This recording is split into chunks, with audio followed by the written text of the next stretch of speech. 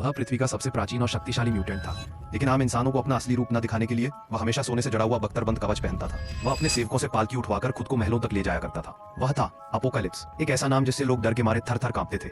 वह मनुष्यों की पूजा और भक्ति का भरपूर आनंद लेता, जिन्होंने उसे एक ईश्वर की तरह पूजना शुरू कर दिया था। अपोकैलिप्स की एक विचित्र आदत थी, उसे जो भी म्यूटेंट शक्तियां पसंद आती वह उन्हें अपने अंदर समाहित कर लेना चाहता था। जब उसके अनुयायियों ने उसे एक ऐसा म्यूटेंट ढूंढ कर दिया जो अमरता की शक्ति रखता था, तो अपोकैलिप्स ने उसकी शक्ति चुराने की योजना बनाई, लेकिन यह प्रक्रिया समय लेने वाली थी। इसी दौरान उसके अत्याचार से त्रस्त आम जनता ने विद्रोह शुरू कर दिया। वे अब इस झूठे भगवान की गुलामी नहीं करना चाहते थे। कुछ लोगों ने तो उसके पवित्र स्थल को नष्ट करने की योजना बना ली। अपोकैलिप्स के 4 वफादार म्यूटेंट योद्धाओं ने अपने मालिक की रक्षा के लिए विद्रोहियों से भयंकर युद्ध किया, लेकिन जैसे ही पिरामिड की संरचना ढहने लगी, अपोकैलिप्स भी जमीन में गहराई तक दब गया। उसके एकमात्र बचे हुए योद्धा ने अपने प्राण देकर उसे बचाया और कुछ चट्टानों से दबकर मारा गया। समय बीतता गया, 5000 साल बीत गए। अब मानव समाज सभ्यता में आगे बढ़ चुका था। लोगों को अब याद भी नहीं था कि कोई फराओ इस दुनिया पर राज करता था। एक दिन कुछ श्रद्धालु अनुयायियों ने अपोकैलिप्स का समाधि स्थल खोज निकाला। वे इस दुनिया की लोभ और पाप से थक चुके थे। उन्हें आशा थी कि अपोकैलिप्स लौटकर फिर से दुनिया पर शासन करेगा। उनकी गहरी प्रार्थना के चलते 5000 सालों से सोया हुआ अपोकैलिप्स आखिरकार जाग उठा, लेकिन वो नहीं जानता था कि अब दुनिया पूरी तरह बदल चुकी थी। मानवों ने अजीब वाहन बना लिए थे और अब वे अपोकैलिप्स को एक पागल राक्षस कहकर अपमानित करने लगे। उन्होंने उसका मजाक उड़ाया, उसकी शक्ल पर तंज कसे। अपोकैलिप्स ने बस अपना हाथ उठाया और चुटकियों में आसपास के सारे लोग मर गए। फिर उसने एक आदमी को दीवार में गाड़ दिया ताकि वो भी महसूस कर सके कि 5000 साल कैद में रहना कैसा होता है। फिर उसने इंसानों द्वारा बनाई गई टीवी के माध्यम से इस नए युग का ज्ञान अर्जित करना शुरू किया।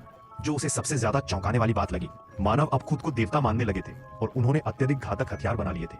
अपोकैलिप्स को लगा कि मानव जाति दिशाहीन हो चुकी है और वह दुनिया में एक नया मिस्र साम्राज्य बनाना चाहता था। उसने नए म्यूटेंट योद्धा बनाए। एक ऐसा योद्धा भी था जिसके पंख अब स्टील जैसे तेज बन चुके थे। प्रोफेसर एक्स ने जल्दी ही अपोकैलिप्स की ऊर्जा तरंगों को महसूस किया और उसे ढूंढने के लिए अपने शक्तिशाली सेरिब्रो का प्रयोग किया, लेकिन प्रोफेसर की यह कोशिश अपोकैलिप्स ने भांप ली। अब यह पहली बार था कि प्रोफेसर, जिसे सबका मन पढ़ना आता था, स्वयं किसी और की निगरानी में आ गया था। अपोकैलिप्स ने सेरिब्रो का उपयोग कर दुनिया भर की परमाणु मिसाइलें चलाने वाले सैनिकों को नियंत्रित किया।